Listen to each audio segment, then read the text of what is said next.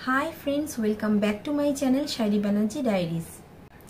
आजकेर भिडियोते आमी तोमादेरके देखाबो जे सीराम कि करे अप्लाई करते हय स्टेप बाई स्टेप। तो आगेई आमी एई सीरामटार रिव्यू तोमादेर साथे शेयर करेछिलाम। एटा होच्छे बायोटिकेर बायोडेंडेलियन एजलेस सीराम फर अल स्किन टाइप।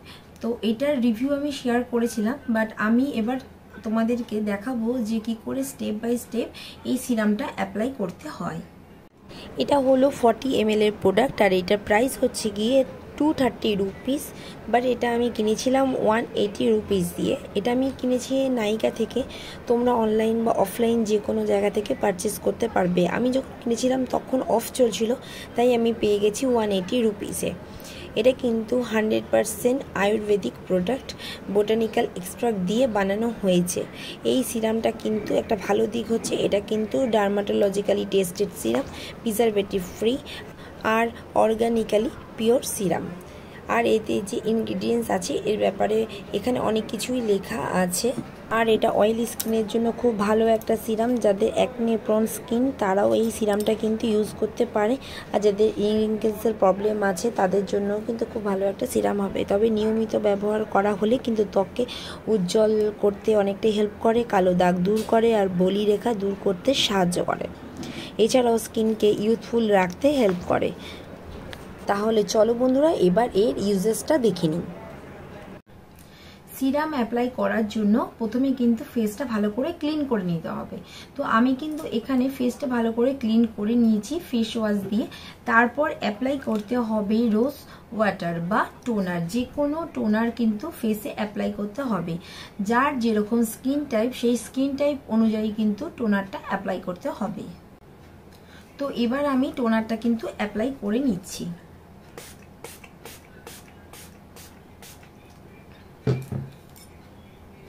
টোনারটা অ্যাপ্লাই করে একটু ভালো করে ড্যাব ড্যাব করে দিচ্ছি।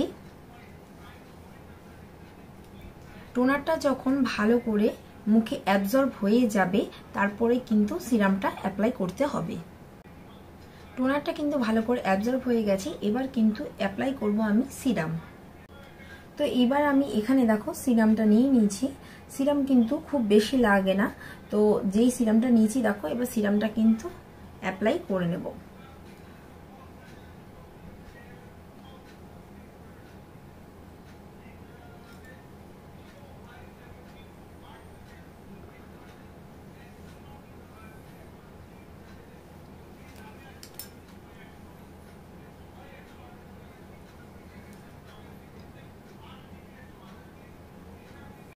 সিরামটা অ্যাপ্লাই করে নেওয়ার পর ইউজ করতে হবে ময়শ্চারাইজার।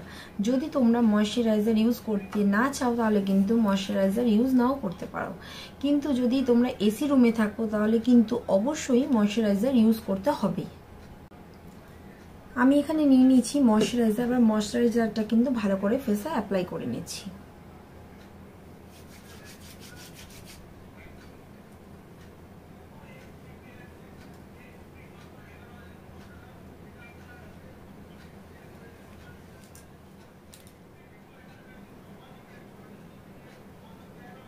তো ময়শ্চারাইজারটাও কিন্তু আমি অ্যাপ্লাই করে নিয়েছি। আর তোমাদেরকে বলে রাখি যে সিরাম কিন্তু দিনে দুবার ইউজ করা যেতে পারে, তবে আমি কিন্তু পার্সোনালি রাতেই সিরামটা ইউজ করি। দিনে সিরামটা ইউজ না করাই ভালো, রাতে লাগালে পরে কিন্তু রেজাল্টটা খুব ভালো পাওয়া যায়।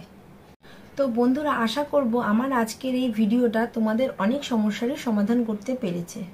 ভিডিওটা হেল্পফুল মনে হলে লাইক করে দাও আর শেয়ার করে দাও। আর আমার চ্যানেলটি যদি সাবস্ক্রাইব না করা থাকে তাহলে করে রাখো সাবস্ক্রাইব, কারণ আমার চ্যানেলে আছে ডিফারেন্ট টাইপ অফ ভিডিওস। সবাই খুব ভালো থেকো। নেক্সট ভিডিওতে তোমাদের সাথে আবার দেখা হচ্ছে।